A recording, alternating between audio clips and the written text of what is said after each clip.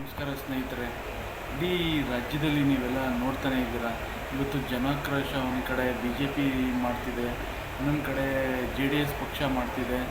ಏನು J D S ಪಕ್ಷ ಏನು ಸರ್ಕಾರದ ಒಂದು ಏನು ದುಬಾರಿ ಏನು ದಿನನಿತ್ಯದ ಚಟುವಟಿಕೆಗಳು ಏನು ಎಲ್ಲ ಒಂದು ದಿನನಿತ್ಯದ ಒಂದು ವಸ್ತುಗಳನ್ನ ಯಾವ ರೀತಿ ಜಾಸ್ತಿ ಮಾಡಿದೆ, ಅದರ ವಿರೋಧವಾಗಿ ಸಾಕಪ್ಪ ಸಾಕು ಕಾಂಗ್ರೆಸ್ ಅನ್ನೋ ಒಂದು ಅಭಿಯಾನ ಹೊಂದಿದೆ. ಎಲ್ಲ ಒಂದು ಕಡೆ ಇವು ಸರ್ಕಾರಗಳನ್ನ ಎಚ್ಚರಿಸುವಂಥದ್ದಲ್ಲಿ ನಮ್ಮ ಪ್ರಾದೇಶಿಕ ಪಕ್ಷ ಮತ್ತು ರಾಷ್ಟ್ರೀಯ ಪಕ್ಷಗಳು ಎಡುತ್ತಿದೆ. ಎಲ್ಲ ಒಂದು ಕಡೆ ಒಂದು ದಿನ 2 ದಿನ ಈ ಹೋರಾಟ ಮಾಡಿ ಸುಮ್ಮನೆ ಇರೋದಿಲ್ಲ. ಸರ್ಕಾರವನ್ನು ಇಂಚಿಂಚು ಏನು ಸರ್ಕಾರದ ಕ್ರಮಗಳನ್ನ, ಸರ್ಕಾರದ ಆಗುಗಳನ್ನ, ಸರ್ಕಾರದ ಏನು ಒಂದು ಅಂಗೀಕಾರಗಳನ್ನ ಪ್ರತಿಯೊಂದನ್ನು ವಿರೋಧ ಮಾಡುವಂಥ ನಮ್ಮ ವಿರೋಧ ಪಕ್ಷದಲ್ಲಿರುವಂಥ ಮಾನ್ಯ ಅಶೋಕ್ ಅವರು ಪ್ರತಿಯೊಂದರೂ ಮಾಡ್ತಿದ್ದಾರೆ. ನಾವು ಮಾಡ್ತಿಲ್ಲ ಅಂತ ಹೇಳ್ತಿಲ್ಲ, ಆದರೂ ಸಹ ಎಲ್ಲೋ ಒಂದು ಕಡೆ ಎಡುತ್ತಿದ್ದಾರೆ. ಎಲ್ಲೋ ಒಂದು ಕಡೆ ಈ ಒಂದು ಸರ್ಕಾರದ ದಿನಬಳಕೆ ಏನು ವ್ಯವಸ್ಥೆ ಏನಿದೆ, ಸರ್ಕಾರದ ಒಂದು ಈ ಒಂದು ಏನು ಗ್ಯಾರಂಟಿಗಳ ಒಂದು ಅವಲೋಕನದಲ್ಲಿ ಎಲ್ಲೋ ಒಂದು ಕಡೆ ನಮ್ಮ ಈ ಒಂದು ದುಬಾರಿಯಾದಂಥ ದುನಿಯಾದಲ್ಲಿ ಎಲ್ಲೋ ಒಂದು ಕಡೆ ಎಲ್ಲವನ್ನು ಎಡುತ್ತಿರುವಂಥ ಸರ್ಕಾರ ಎಲ್ಲಿ ದಡ ಸೇರದೇನೆ ಮುಳುಗ್ತಿದೆ.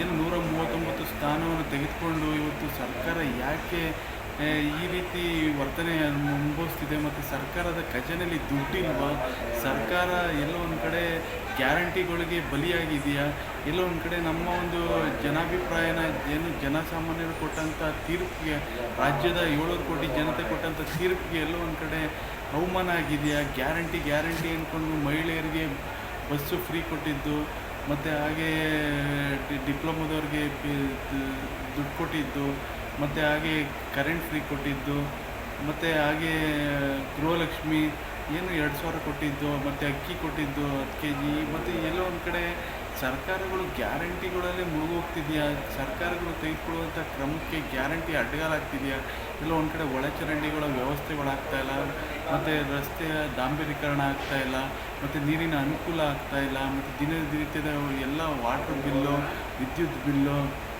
ಮತ್ತು ರಿಜಿಸ್ಟ್ರು ಬಿಲ್ಲು, ಮತ್ತು ಶಾಲಾ ಫೀಸ್ಗಳು, ಮತ್ತು ಏನು ಮದ್ಯಪಾನ ಅದು ದುಬಾರಿ ಆಗ್ತಿದೆ. ಇವತ್ತು ಓವರಾಲ್ ಡೀಸೆಲ್ಲು 2-3 ರೂಪಾಯಿ ಆಗಿದೆ. ಎಲ್ಲೋ ಒಂದು ಕಡೆ ಈ ಎಲ್ಲವನ್ನು ಇವತ್ತು ದುಬಾರಿಯ ದುನಿಯಾ ಆಗ್ತಿದೆ. ಅಂದರೆ ಜನಸಾಮಾನ್ಯರು ಎಲ್ಲಿ ಬದುಕೋದು, ತಗೊಳ್ಳುವಂಥ 15-20 ಸಾವಿರ ಸಂಬಳಕ್ಕೆ ತಿಂಗಳಗಟ್ಟಲೆ ಒದ್ದಾಡಿಕೊಂಡು ಚೀಟಿ ಕಟ್ಕೊಂಡು ಸಂಸಾರ ಮಾಡಿಕೊಂಡು ಹೆಂಡತಿ ಮಕ್ಕಳು ಸಾಕುವಂಥ ಸಂದರ್ಭದಲ್ಲಿ ಬೀದಿ ಪಾಲ್ಗಾಗುವಂಥ ಸರ್ಕಾರ ಒಂದು ಕಡೆ ಬೆಣ್ಣೆ ಕೊಟ್ಟು ಇನ್ನೊಂದು ಕಡೆ ಮೊಸರನ್ನ ಒರೆಸ್ದಂಗೆ ಆಗಿದೆ. ಎಲ್ಲೋ ಒಂದು ಕಡೆ ತೆಗೆದುಕೊಳ್ಳುವಂಥ ತೀರ್ಮಾನಕ್ಕೆ ಸರ್ಕಾರನೇ ನೇರ ಹೊಣೆ. ಇವತ್ತು ಜನಾಭಿಪ್ರಾಯ ಕೊಟ್ಟಂಥ ಈ ಒಂದು ಸರ್ಕಾರದ ಒಂದು ಹೋರಾಟಕ್ಕೆ ಇವತ್ತು ಕಾಂಗ್ರೆಸ್ಸು ಮತ್ತು ಏನು ಕಾಂಗ್ರೆಸ್ಗೆ ತೀರ್ಪು ಕೊಟ್ಟಿದ್ದಾರೆ, ಕಾಂಗ್ರೆಸ್ನ ಅಧಿಕಾರಕ್ಕೆ ತಂದಿದ್ದಾರೆ. ಇವತ್ತು ಬಿ ಜೆ ಪಿ ಮತ್ತು ಜೆ ಡಿ ಎಸ್ಸು ಎರಡೂ ವಿರೋಧ ಪಕ್ಷದಲ್ಲಿ ಕೂತ್ಕೊಂಡು ಇವತ್ತು ಏನು ಕಾಂಗ್ರೆಸ್ ವಿರುದ್ಧ ಹೋರಾಟ ಮಾಡ್ತಿದ್ದಾರೆ. ಬರೀ 1 ದಿನ 2 ದಿನ ಹೋರಾಟ ಮಾಡೋದಲ್ಲ, ಪ್ರತಿನಿತ್ಯ 365 ದಿನ ಏನು ಕಾಂಗ್ರೆಸ್ನ ಎಚ್ಚರಿಸುವಂಥದ್ದು ಕಾರ್ಯಕ್ರಮಗಳನ್ನ ಕೊಡುವಲ್ಲಿ ಸರ್ಕಾರನ ಎಚ್ಚರಿಸಬೇಕು. ಮಾನ್ಯ ಮುಖ್ಯಮಂತ್ರಿಗಳು ಸಿದ್ದರಾಮಯ್ಯನವ್ರನ್ನ ಎಚ್ಚರಿಸುವಂಥ ಒಂದು ವ್ಯವಸ್ಥೆ ಆಗಬೇಕು. ಈ ಒಂದು ದಿನನಿತ್ಯದ ಚಟುವಟಿಕೆ ಇನ್ನಷ್ಟು ದುಬಾರಿ ಆದರೆ ಜನ ಸಾಯುವಂಥ ಪರಿಸ್ಥಿತಿ ಆಗ್ತದೆ, ರೈತ ಬೀದಿ ಪಾಲಾಗುವಂಥ ಪರಿಸ್ಥಿತಿ ಆಗ್ತದೆ. ಈ ಗ್ಯಾರಂಟಿಗಳಿಂದ ಎಲ್ಲ ಕಡೆ ಜನಕ್ಕೆ ಅನ್ಯಾಯ ಆಗ್ತದೆ. ಮುಂದಿನ ದಿನಗಳಲ್ಲಿ ಜನಕ್ಕೆ ನ್ಯಾಯ ಸಿಗಬೇಕು.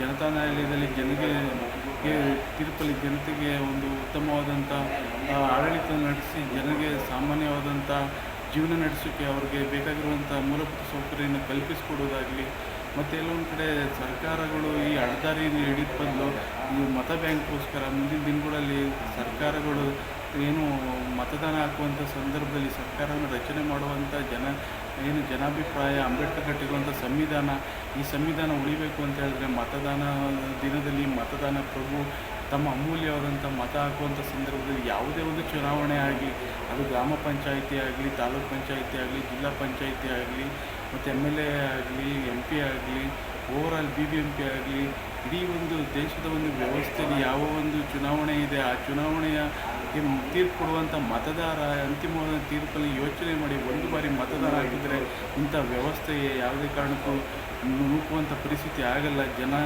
ಇವತ್ತು ಆತ್ಮಹತ್ಯೆಗೆ ಶರಣಾಗುವಂಥದ್ದು ಆಗಲ್ಲ. ಮುಂದಿನ ದಿನಗಳಲ್ಲಿ ಯೋಚನೆ ಮಾಡಿ ನನ್ನ ರೈತನ ರಕ್ಷಣೆ ಮಾಡಿ, ರೈತನನ್ನ ಬೆಳೆಸಿ ಅಂತೇಳಿ ನಾನು ಲೈವ್ ಮುಗಿಸಿದ್ದೀನಿ. ಜೈ ಹಿಂದ್, ಜೈ ಕರ್ನಾಟಕ.